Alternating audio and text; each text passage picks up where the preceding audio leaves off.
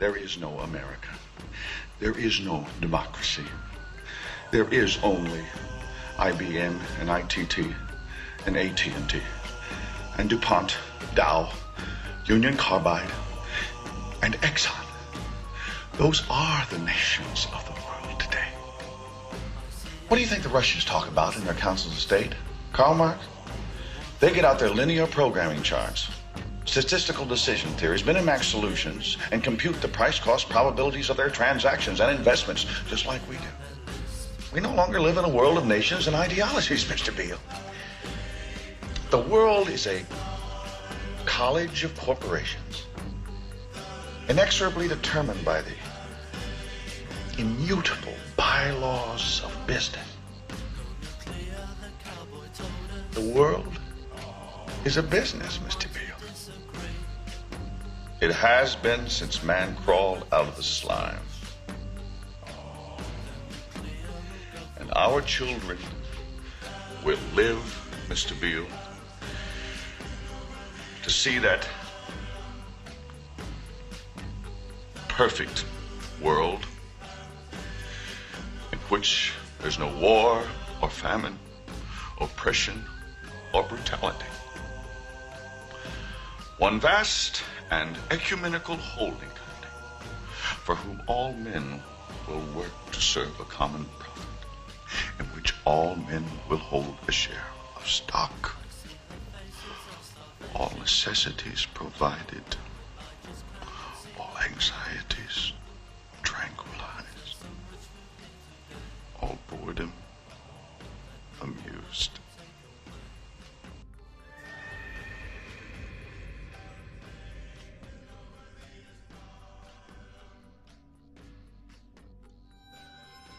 This is not a film that sees conspiracies. It's not a film that mongers fear. It's not a film that blames bankers or politicians. It's a film that questions the systems we've created and suggests ways to reform them. Over centuries, systems have been subtly modified, manipulated, and even corrupted, often to serve the interests of the few. We have continually accepted these changes, and because man can adjust to living under virtually any conditions, the trait that's enabled us to survive is the very trait that has suppressed us. Most societies have an elite tries to stay in power. And the ways they stay in power is not merely by controlling the means of production, to be Marxist, i.e. controlling the money, but by controlling the cognitive map, the way we think. And what really matters in that respect is not so much what is actually said in public, but is what is left undebated, unsaid. Recently, secret slides from the NSA surfaced bragging about how they could hack iPhones. And they say, who knew in 1984 that this would be Big Brother, and that the zombies would be paying customers? That's right, the people doing this to you see this as Orwellian. Yet they identify with Big Brother. They gloat about what they're doing to you, the zombies. You buy a piece of technology that has private personal uses, and they turn it into a tool of surveillance. The NSA calls the American public zombies because the American public has not been able to believe that this kind of technology existed, or they naively trusted the government, thinking that the American government would never aspire to be Big Brother, to create a totalitarian surveillance state. They promise us security if we'll only give up our liberty. They promise us security if we'll give up our privacy. It's a trade I would be willing to make. Security and liberty. Security and privacy. Privacy. But do you know what they call the harshest prisons in the country? Maximum security. It's just so weird that we don't get to decide like how that currency is run. We don't get to decide where, like, the idea that we don't ever get to look behind the curtain at the federal bank. It's just like off in some crazy little fucking castle somewhere with clouds around it and lightning bolts, and nobody goes in there and explains why we owe $13 trillion. Like, no, like, what are you talking about? We don't know you shit. You better shut the fuck up. We don't even owe you a nickel. Are you crazy? Like, if the whole world were soldiers, if the entire United States was armed soldiers, and the bank was like, hey, you know, you guys owe us $13 trillion. What? Who? I don't owe you anything. Look at me. I'm not responsible for those people that lived 100 years ago and make those decisions. This is what I owe you. 0, okay? And I comprise 1 of 300 million that's in the population. So all of us collectively owe you 0 because we're all the same. We don't have nothing to do with your fucking debt. Like, what are you talking about?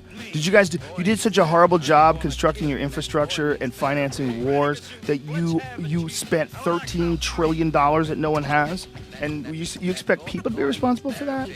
What percentage of people make these choices that causes us to be in $13 trillion? Is it even 1/100th of 1% of the people make those choices? We should feed them to hyenas. All of them, those savages that have put us in this fucking... You want to talk about a miss? Oh, we're just trying to manage the economy. You missed it by 13 trillion. What? Are you just stealing money? Tell me what you're doing. How did you let it... If you had a credit card, you ran it up, and they said, Mr. Marcus, you've passed your limit at Citibank, and we'd like to extend your limit. How much do they give you? When you're $100 million in the hole, and they're like, look, keep financing him. I got a good feeling about this kid. At that point, I'm too big to fail, Joe. I'm too big to fail. Good feeling about this kid. He owes us $1 trillion. Look at him. He's a beautiful man. He's handsome. He's smart. It's going to work out for him. He's got a good energy about him. How do you get to that much money, you fucks? We don't owe you a goddamn nickel. Not a nickel, not a penny. Just this. Mwah. Thanks for fucking it up. Go away now. We'll take it from here. No, you can't keep fucking us. No, you can't keep running the world like this. With modern man-made monetary processes, a chronic excess of debt has built up at every level of society. Debt is now regarded as normal. It isn't. It's a form of slavery. But how much do we question our debt? And what should we now do about it? The classic example, most recently, of a debt cancellation was the German economic miracle in 1947. The Allies canceled all domestic and international German debts, except for the debts that employers owed their employees for the previous few weeks, and except for a basic working balance that everybody was able to keep in the bank in order to buy food for the next few weeks or so. Essentially, you would follow the 5 or 6 pages that the currency reform of 1947 did in Germany. You would start with a clean slate. That means that everybody would own their property free and clear. And the problem here is that you'd wipe off the savings that are the counterparts of that.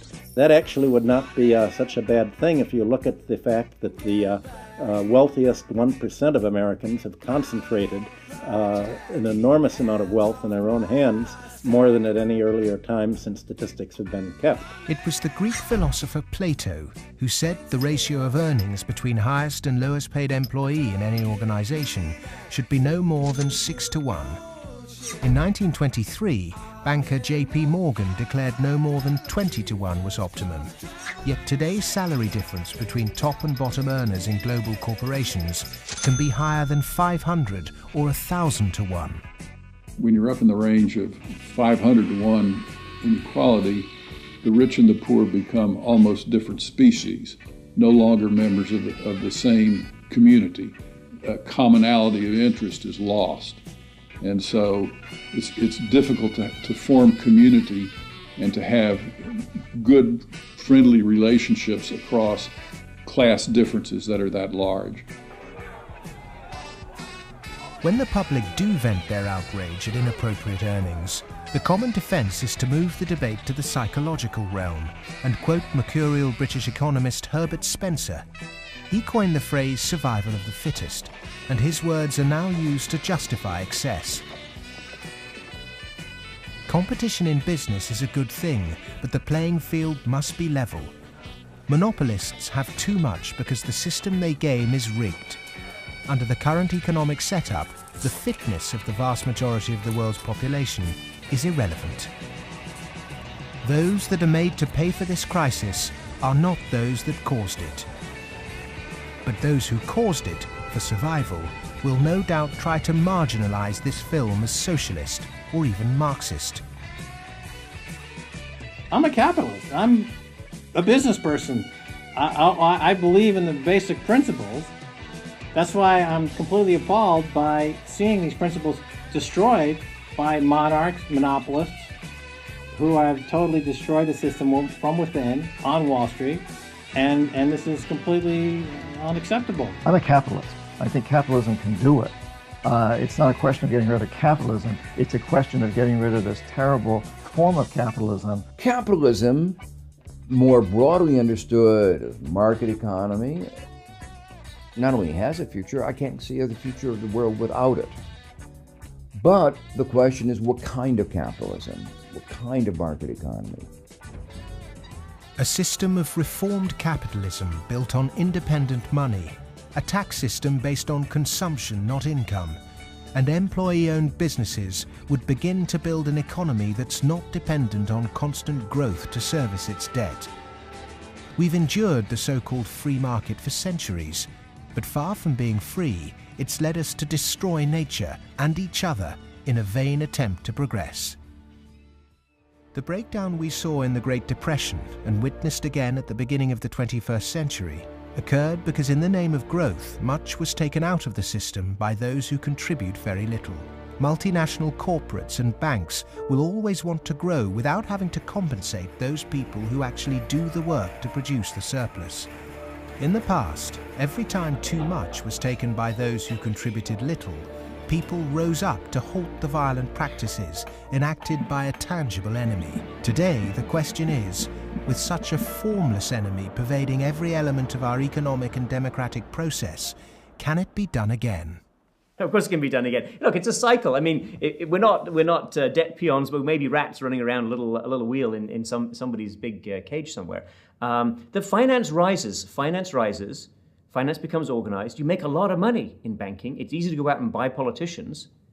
But the essence of democracy, the essence of American democracy, is this is a repeated confrontation, a repeated showdown. And in the 1830s, Andrew Jackson beat the Second Bank of the United States. In the early 1900s, Teddy Roosevelt beat J.P. Morgan and John D. Rockefeller. In the 1930s, Franklin Delano Roosevelt, FDR, beat everyone from Wall Street.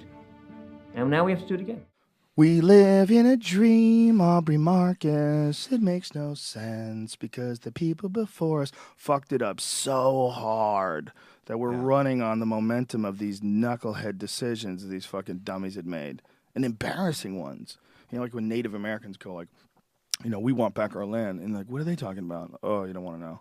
Well, what are they talking about? Well, read this. And you start reading about what the fuck happened to Native Americans when the Europeans got here. Like, it's an unheard of genocide. I mean, it's one of the things that never gets discussed, but there were people here. There weren't just a few. There were thousands and thousands and thousands of people who had lived the same way for hundreds and hundreds of years. Mm-hmm. And not me, not you, people that somehow or another built this place way before we came along, they fucked those people. Oh, yeah. They came across and they just stole from them and fought with them and shot them. And the disregard for human beings has been so prevalent throughout history. And even now, you can see this kind of disregard in all of these corporations and everything they're covering up. I've been surprised this year, and looking back at 2013, how much it extends. You know, like even, we mentioned Amber Lyons before, but then her expose on CNN. And then all of a sudden, you realize, oh, I thought it was kind of like Anchorman, where they just kind of report stuff that would be interesting to people. But really, actually, they have other agendas. And the dictatorship in Bahrain is paying them money to do, hype stories for them. And then you're like, okay, so that's way more corrupt. And then you see the Blackfish documentary, and you see how fucked up and corrupt SeaWorld is, changing stories about why these orcas are going off and killing people, and then you keep looking at these different areas and seeing how much is actually corrupt and fucked up. And then, of course, the Snowden thing with the NSA. I mean, go on down the line, and it's like one after the other. You can just count where that money's going to and what their response is going to be. Gotta be careful, Aubrey Marcus. There's a problem with all this thinking, and this thinking ignores terrorism. There are terrorists out there, Aubrey Marcus, who hate us for our freedom. You don't understand because you live a privileged life, the cushy life of a civilian protected by the soldiers out there fighting for freedom. You don't understand, Aubrey Marcus. I must have missed it. I must have missed it. They got us wrapped up in some crazy shit. Could you imagine if your friend came to you and go, listen, dude, I know you're enjoying a good time here in Southern California, and you got a pool and a backyard that you barbecue in, but we're on a team, and you and I are on a team, and I got some problems with some dudes in Africa. So what we're going to do, we're going to go there, you're going to live there. I'm going to pay you about $100 a week, and you're just going to dodge bullets and shoot people you don't know. Okay? Okay, here we go. You'd be like, what the fuck, man? I gotta move away from Chris. He's crazy. Yo, he's telling me we're going to war with people in Africa. Okay, I'm living in Cleveland. I gotta go to Africa. What is happening here? Chris, you're crazy. I'm not going with you, man. Look, dude, we're on a team, and it's your civic duty. I've got you scribbled on a piece of paper, and I have a video of you scribbling on this piece of paper that agrees that I get to use you for 6 years.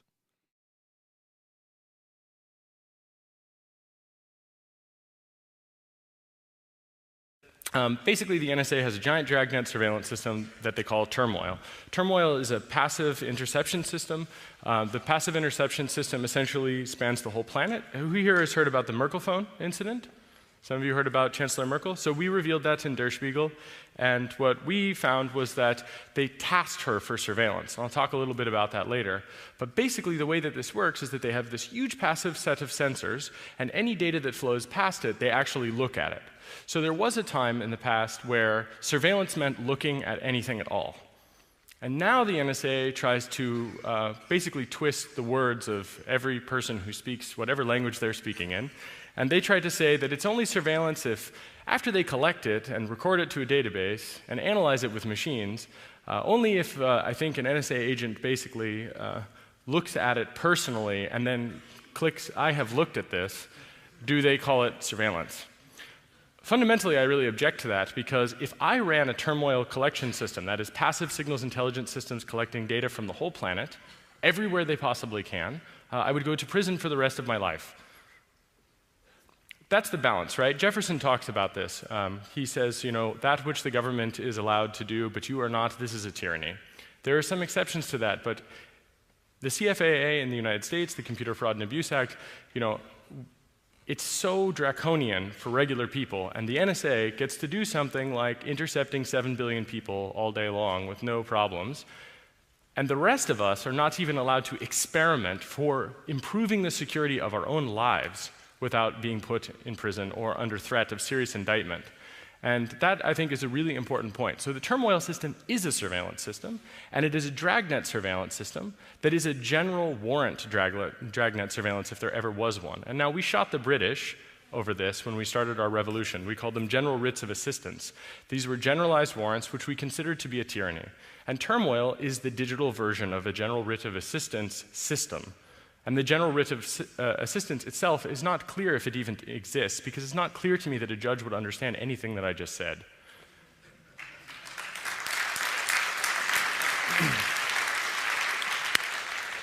Okay, so now we're going to get scary. So that's just the passive stuff. There exists another system, it's called Turbine, and we revealed about this system in the Spiegel publications today as well. So if Turmoil is deep packet inspection, then Turbine is deep packet injection. And it is the system that, combined together with a thing, with Turmoil and Turbine, you can create a platform which they have consolidated, which they call QFire. QFire is essentially a way to programmatically look at things that flow across the internet that they see with Turmoil, and then using Turbine, they're able to actually inject packets to try to do attacks. And I'll describe some of those attacks in detail in a moment. But essentially, the interesting thing about QFire also is that they have a thing that's called a diode. So if you have, for example, a large number of systems where you control them, you might say, hey, what are you doing on that backbone? Hey, what's going on with these systems? And they could say, well, you know, we paid for access, we're doing this, it's all legal, et cetera. QFire has this really neat little detail, which is that they compromise other people's routers and then redirect through them so that they can beat the speed of light. And how they do that is that they have a passive sensor that's nearby a thing that they can inject from. And when they see that that thing sees a selector that is interesting to them or is doing a thing that they would like to tamper with in some way, then they take a packet, they encapsulate the packet, they send it to the diode, which might be your home router potentially, And then that home router decapsulates that packet and sends it out. And because that is very close to you, and let's say you're visiting Yahoo, then the Yahoo packet will not beat you. That is, or they will not beat the NSA or GCHQ. So it's a race condition. And so they basically are able to control this whole system and then localize attacks in that process. So that's a pretty scary stuff, actually. 我听说他们在拆掉那些不好看的房子，美化城市。有些居民在反抗拆迁。老百姓是下。 老百姓是湖南政府的美味佳肴，老百姓是鸡呀，老百姓是鸭，老百姓在死亡线上垂死挣扎。新闻自由啊，不要怕寒碜。 哎，大哥，有什么我能帮你的吗？你们现在遇到什么情况了？还不是就要强拆了？啊，强拆？现在到了哪一个程序了？到哪一步了？现在可以随时来了。随时来拆了？对。我不是记者，我只是一个网络日志作者。对对对。哦，还有谁啊？你说一些东西可能会被网友看到，可以这样子吗？可以。哦，不会有政治压力吧？ 没事。哎，那太好了。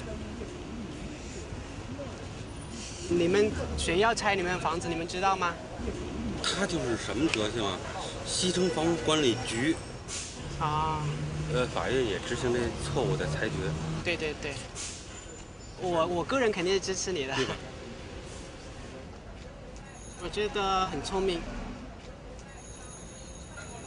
这是邓小平，这是毛泽东。 然后那边还有一个胡锦涛的照片，他用这种方法贴在上面是一种护身符式的，但是对别人而言的话，会有一种比如说推翻党中央的寓意在里边。所以现在这个铲车在这边也不敢推。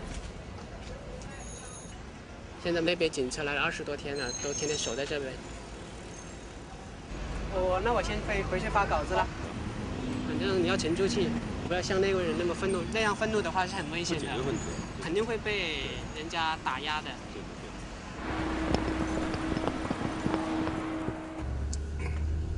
现在在干什么？我现在在 Twitter 上面写东西。你写了一些什么？跟我们说。我说我刚才遇到许多外国媒体的人，也看到许多房子被拆的北京居民，我也非常惊奇，怎么会？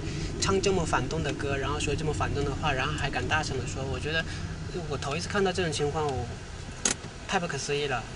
我以为北京的人都会很爱国爱党的，然后不会说这么反动的话，太让我惊奇了。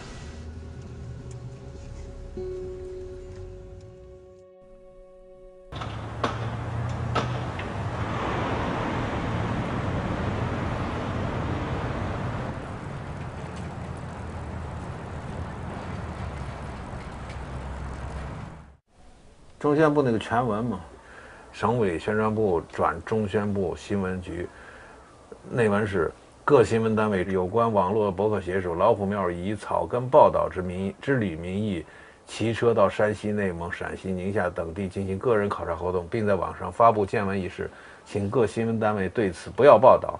在平时的报道中，对此类行为也不要冠以公民记者、平民记者等称谓，请各新闻单位严格遵照执行。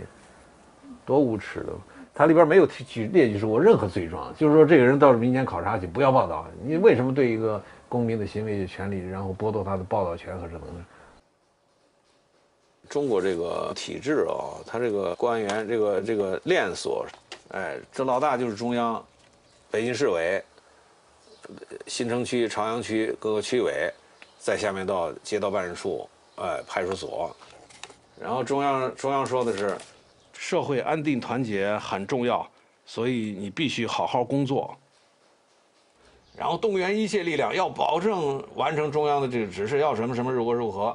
然后呢，这个他贯彻方法也是召集区委，各个区域的人区长都来了，然后区长还要向中央负责，否则中央把我一撤，那可是不得了的事情。但是都忘了一句，在这个链环里忘了一句：老百姓哪儿去了？老百姓的利益哪儿去了？然后呢，法哪去了？你光执行上边的死命令，所谓的是非常时期的命令，但是你忘了，什么非常时期的东西能大于法呢？你看他们倒了，没办法，迟早要倒，对吧？不按法律执行，对吧？因为我已经50了，没多少年活头了，说点真话吧。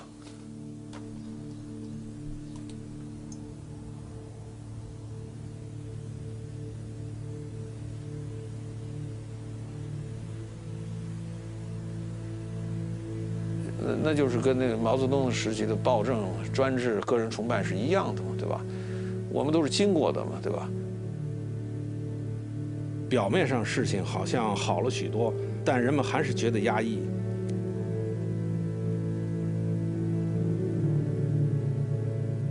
经济的高速发展给人一种错觉，浮躁。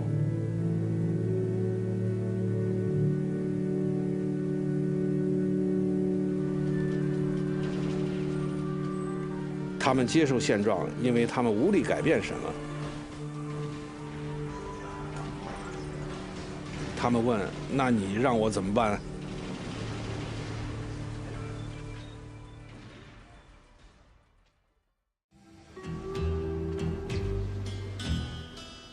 They Live from 1988 is definitely one of the forgotten masterpieces of the Hollywood left.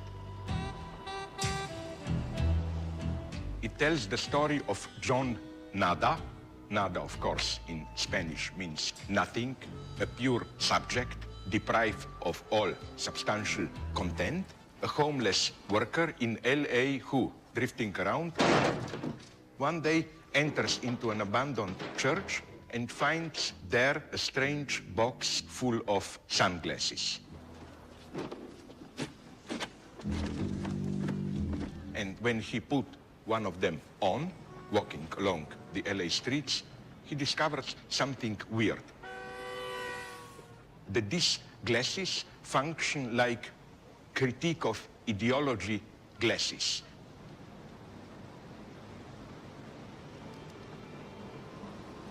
They allow you to see the real message beneath all the propaganda, publicity, glitz, posters, and so on.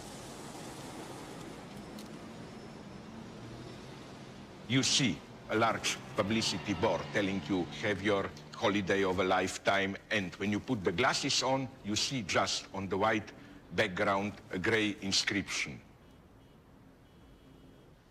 We live, so we are told, in a post-ideological society. We are interpellated, that is to say, addressed by social authority, not as subjects who should do their duty, sacrifice themselves, but subjects of pleasures.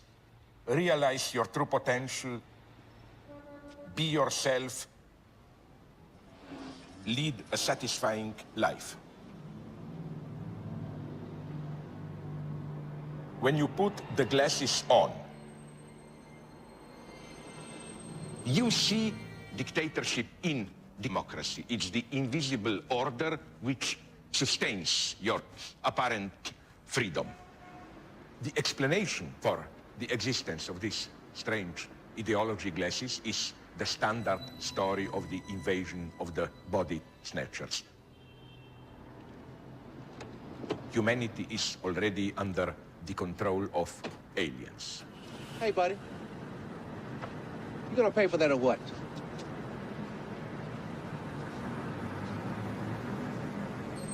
Look, buddy, I don't want no hassle today. Either pay for it or put it back. According to our common sense, we think that ideology is something blurring, confusing our straight view. Ideology should be glasses which distort our view. And the critique of ideology should be the opposite, like you take off the glasses so that you can finally see the way things really are. This precisely, and here the pessimism of the film, of They Live, is well justified. This precisely is the ultimate illusion. Ideology is not simply imposed on ourselves. Ideology is our spontaneous relationship to our social world, how we perceive its meaning, and so on and so on. We, in a way, enjoy our ideology. All right.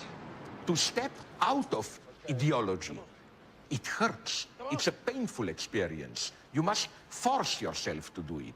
This is rendered in a wonderful way with a further scene in the film where John Nada tries to force his best friend, John Armitage, to also put the glasses on. I don't want to fight you. Come on. I don't want to fight you. Stop it. No! And it's the weirdest scene in the film. The fight takes 8-9 minutes. Put on the glasses.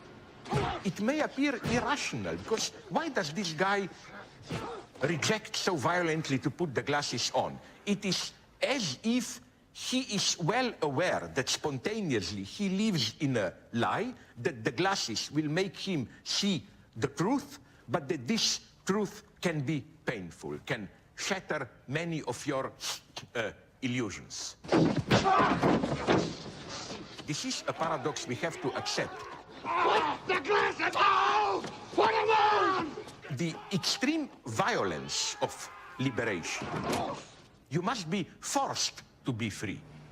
If you trust simply your spontaneous sense of well-being or whatever, you will never get free. Look! Freedom hurts. Throughout history, social engineers have refined techniques designed to control large populations. About 100 years ago, this big organization with many branches, they wanted to rule the world basically using Britain as a nucleus of a system, an embryo, which also was going to be joined with the US under the Anglo-American establishment, wrote about the kind of culture and the changes of culture over a 100-year period that they would actually design, implement, and bring in. And H.G. Wells talked about it too. He talked about arenas. He says arenas could be put up across the world for sports, for instance. Now at that time, sports was something that children, school children were into. Adults became adults and got onto adult things. So it was unimaginable at the time that people could actually believe that there was even a need for adult sports and entertainment, never mind having arenas built across the world. But he said we can do this and foist basically a sports culture for the males. Using a tribal system, we're all tribal to an extent. That's why we even bother to vote for a tribal leader. This is well understood. That's why we're supplied with these leaders. And because the average man was to become more disengaged from his own destiny as the expert class arose, it was decided that the males would get their outlet basically, gradually becoming helpless as males through sports. Therefore they'd have a tribal team they could identify with, they could cheer them on as they were winning. In their own personal lives, they were getting nowhere. They were getting disenfranchised in a sense as experts took over decision-making for them in all kinds of fields. So this was psychology at use, planned before they even implemented the sports. When radio came along, of course, they used that to the maximum. Sports for the men, soaps basically for the women. And then in came television, as I say, with its alpha state, its hypnotic state.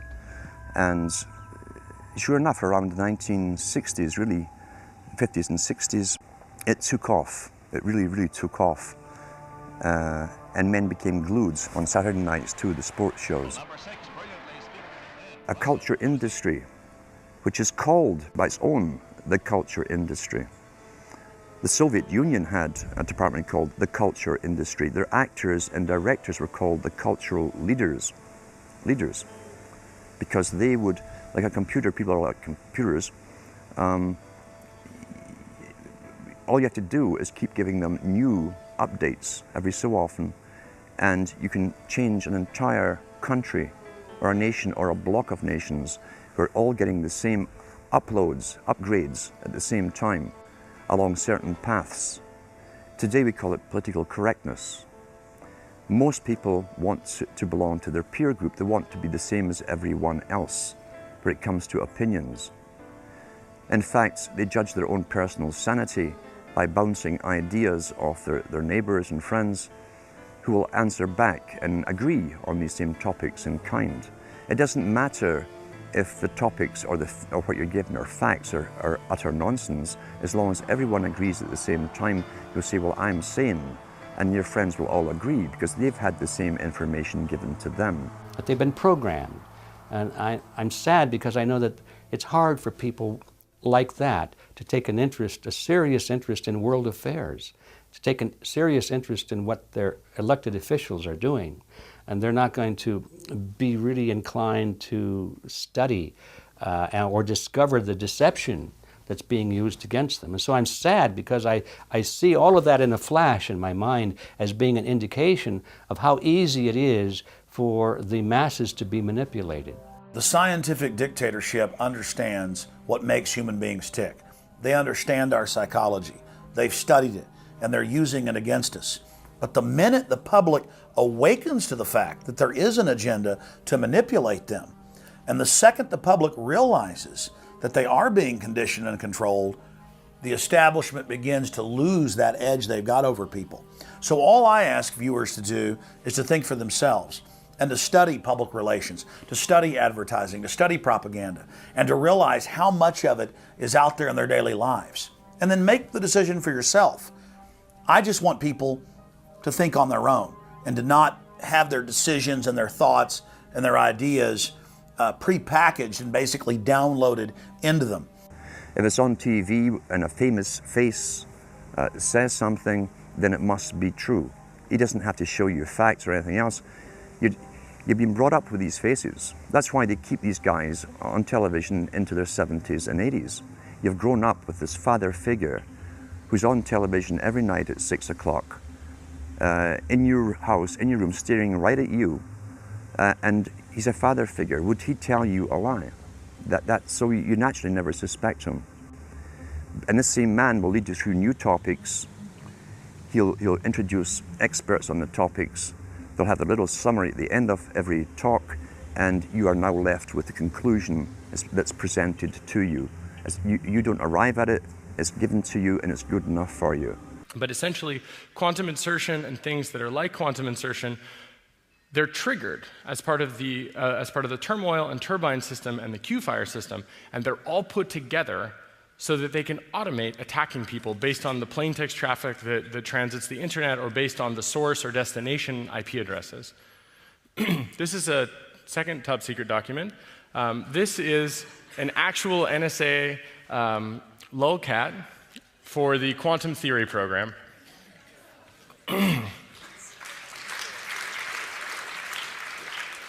You'll notice it's a black cat hiding. Okay, so there are a few people in the audience that are still not terrified enough, and there are a few people that, as part of their process for coping with this horrible world that we have found ourselves in, they will say the following: there's no way they'll ever find me, I'm not interesting. So I just want to dispel that notion and show you a little bit about how they do that. So we mentioned Turmoil, which is the dragnet surveillance, and Turbine, which is deep packet injection, and Q-fire, where we tie it all together. And this is an example of something which I think actually demonstrates a crime, but I'm not sure. I'm not a lawyer. I'm definitely not your lawyer. I'm certainly not the NSA's lawyer. But this is the Marina system. This is merely one of many systems where they actually have full content as well as metadata taken together. They do contact chaining, where they find out you guys are all in the same room as me, which reminds me, let's see, I got this phone. Okay, that's good. Let's turn that on. So now, you're welcome. You have no idea. But I just wanted to make sure that if there was any question about whether or not you were exempt from needing to do something about this, that is dispelled.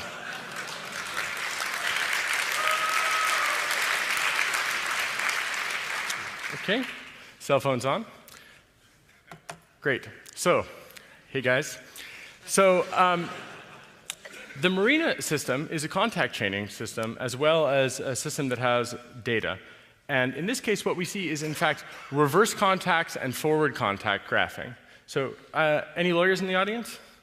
If there are American citizens in this database, is reverse targeting like this illegal? Generally, is it possible that that could be considered illegal? Yeah, so interesting. If it's called reverse contacts instead of reverse targeting, yeah, exactly. So you'll also notice on the right-hand side, webcam photos.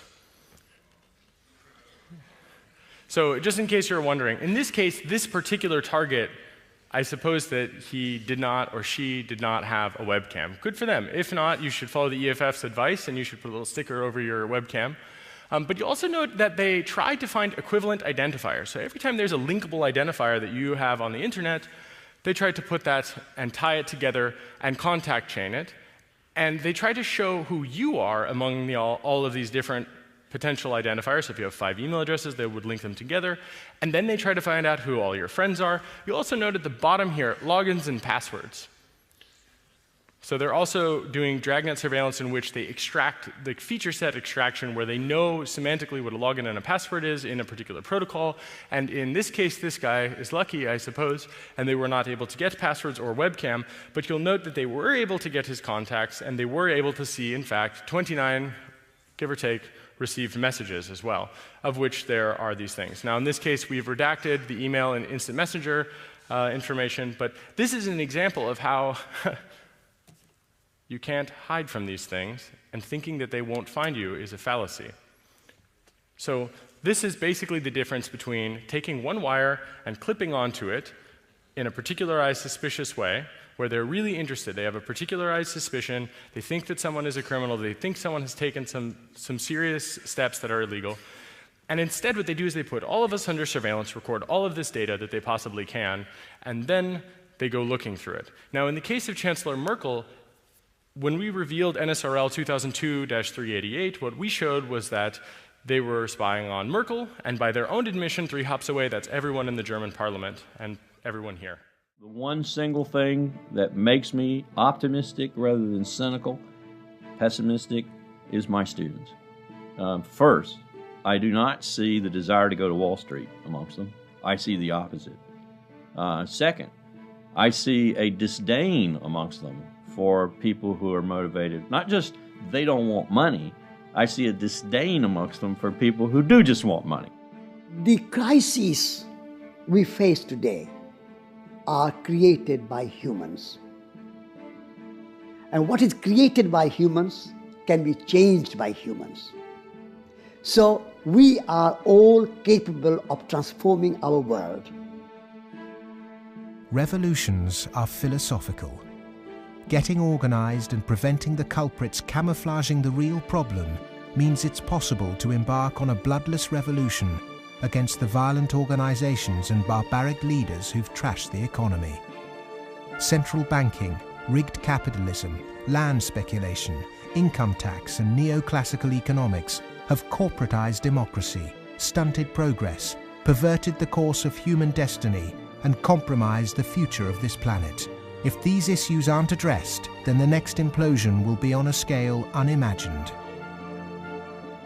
Whatever the propaganda, at the beginning of the 21st century, central banks' unregulated cheap money pumped up land values, which created an unsustainable asset bubble in a world that once again operates a rigged tax system that enriches entrenched privilege.